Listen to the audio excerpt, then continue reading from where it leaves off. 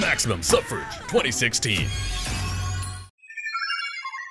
大嘴巴顾问在火车上泄露乔伊·拜登笃定参选2016美国总统。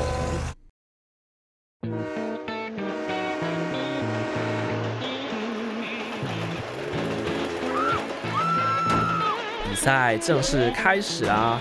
从纽约通往华盛顿的火车上，募款人乔许·阿尔孔恩被窃听到。他亲口对着手机大声说：“美国副总统拜登100%加入战局了。”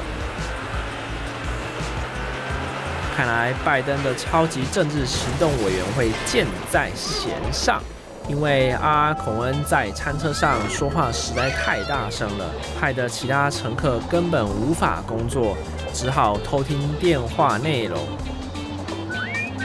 阿孔恩其实不太确定拜登什么时候要丢出这颗政坛震撼弹，不过他猜测大概是在10月中旬。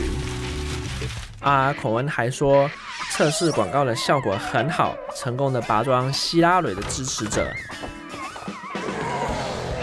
政治现金也会在正式宣布参选的前一刻一一到位。显然，奥巴马总干事吉米托利对这个计划非常的有兴趣。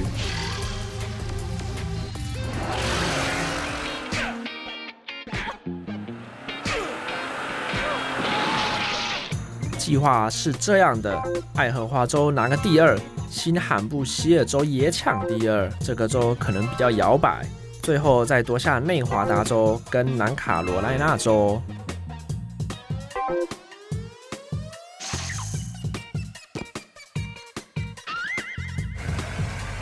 看着民主党初选也开始激烈了起来，怎么可以让所有有趣的事情都发生在共和党呢？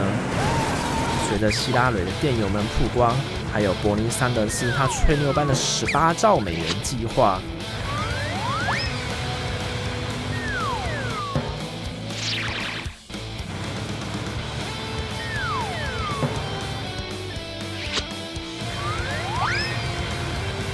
谁说的准呢？搞不好对拜登来说，这可是天赐良机。